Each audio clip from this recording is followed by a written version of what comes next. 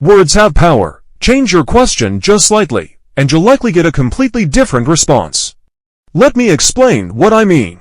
If I ask you, "Can I have your phone number?" You're likely to answer with a simple yes or no. But if I ask, "What's your phone number?"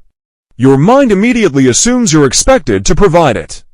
A small shift in phrasing changes everything. Here's another scenario. Imagine you run a cafe. A customer walks in, and you ask, "Would you like 1 or 2 muffins?" The customer might choose either. But if you say, "Would 2 muffins be enough for you?" it makes to seem like the natural choice, and you just doubled your sale. Words like enough speak directly to the subconscious, which responds with simple, automatic answers. In this way, strategic phrasing can subtly guide decisions. In this video, I'll share with you 17 powerful phrases inspired by the best-selling book, Exactly What to Say. These phrases are designed to help you influence others effectively. Let's begin. 1. Would you be open to? When you ask someone, "Would you try this?" they may or may not agree. But if you say, "Would you be open to trying this?" it triggers their desire to be seen as flexible and open-minded. Try leading with, "How open-minded would you be to?" and then suggest your idea. Most people will say yes, because no one likes to admit they're close-minded. Examples: would you be open to exploring a new approach for our work? Would you be open to trying a different menu this time? Number 2. Out of curiosity. Picture this. You've spent your time and energy responding to someone's inquiry, visiting them, understanding their situation, and offering a thoughtful set of suggestions to help them reach their goals. Then they respond with, "I need to think about it." Sure, you may feel tempted to grab them by the shoulders and say, "What exactly do you need to think about?" But instead of sounding pushy, try a gentler approach like, "Just out of curiosity, what exactly is it that you'd like to think through?" Or, "Out of curiosity, what's holding you back from taking the next step right now?" Then pause, let them speak, avoid interrupting or judging. Here's what might happen. 1. They'll open up and share their actual hesitation, which gives you a chance to address it directly. 2. They might sit quietly, searching for a reason, and realize they don't really have one. Often, they'll say something like, "You know, you're right. There's really nothing left to think about." The truth is, people usually do know what they want, they just hesitate out of fear, doubt, or habit. When you ask, out of curiosity, you're gently guiding them toward clarity without pressure. Number 3. If I could, would you? Let's say you invite a friend to dinner, and they respond, "I can't, I don't have a ride." You follow up with, "If I could give you a lift, would you come?" Now, if they say no again, you'll know that transportation wasn't the real issue. The same concept applies in business. Suppose you present your service and the client replies, "It's a bit pricey." You can respond with, "If I could adjust the pricing, would you be ready to move forward?"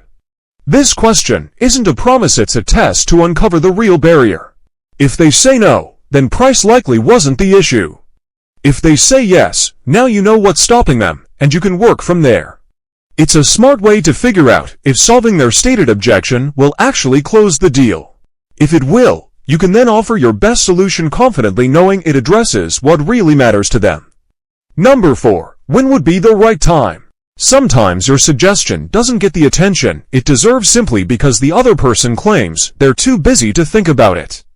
A great way to keep the conversation alive is by asking, "When would be the right time to talk about this?" By doing this, you're framing the question in a way that assumes there will be a suitable time. Saying when rather than if moves the conversation toward scheduling, rather than leaving room for rejection. Examples: when would be the right time to have a quick call about this? When works for you to go over the vacation plans? It's a subtle nudge that helps avoid a flat-out no and instead focuses on when it's going to happen. Number 5. So here's what we'll do next. Let's say you've made your case, they listened, nodded, maybe even seemed impressed. But then, silence, no next step, no decision. This often happens because people want to avoid being too pushy, so they leave the next move up in the air. But in reality, without direction, no one moves. Instead of asking, "What would you like to do?" you guide the process by saying, "So here's what we'll do next." Then lay out the next step clearly. Example: "So here's what we'll do next. I'll just take a moment to fill in your basic details so we can get the agreements ready."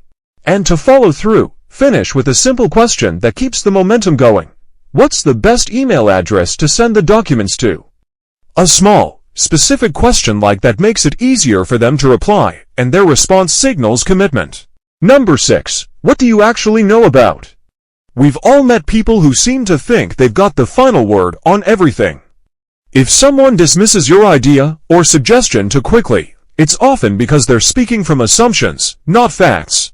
To handle this, gently challenge them with a question like, what do you actually know about their menu? Or, have you had a chance to try it out? This shifts the conversation from opinion to evidence. If they haven't tried it, they may realize their judgment was premature. If they have, then at least you can better understand where they're coming from. You're not trying to argue, you're just nudging them to reflect on whether their opinion has a solid foundation. It's a respectful way to encourage open-mindedness without putting them on the defensive. Number 7. I'm guessing you haven't had the chance to. Sometimes, someone tells you they'll take an action like talk to their partner, look over a proposal, or make a decision, but days pass with no word. Rather than ask, did you do it, which might trigger excuses, try saying, I'm guessing you haven't had the chance to discuss this with your partner yet. This approach works for 2 reasons. 1, if they did do it, they'll feel good correcting you. 2, if they didn't, it gently reminds them without sounding accusatory and makes it harder for them to reuse the same excuse. It's a smart way to follow up while keeping the tone light, yet making sure they know you're expecting progress. Number 8. This might not be for you, but... Starting with this might not be for you takes the pressure off and naturally sparks curiosity. People tend to want to hear more when they think something might not apply to them. Plus, it gives them an easy way out, so if they're not interested, they can decline politely. But more often than not, they'll ask for more details or say they'll consider it. Examples: this might not be for you, but do you happen to know anyone who could benefit from this? This might not be for you, but I just learned a way to ask questions that actually get results. This might not be for you, but we're hanging out Saturday, you're welcome to come. This phrase is great for easing into conversations about offers or ideas, especially when you're nervous about being turned down. Number 9. Picture this. All choices begin as a thought. If someone can mentally see themselves in the situation, they're far more likely to take action. Using picture this encourages the listener to visualize a future outcome. Try saying things like, picture this, you're driving off in a car that's completely paid off. Picture what your life could be like once you're financially free. Picture where you'll be a few months from now if you start applying this today. When someone can see the benefit, making a decision becomes easier. Number 10. Before you decide. Just because someone says no now doesn't mean it's permanent. Before you decide, gives them space to pause and reconsider without feeling pressured. Examples: before you decide, take a quick look at how well this worked for others in your industry. Before you decide, let me show you some recent photos and reviews, it might change your mind.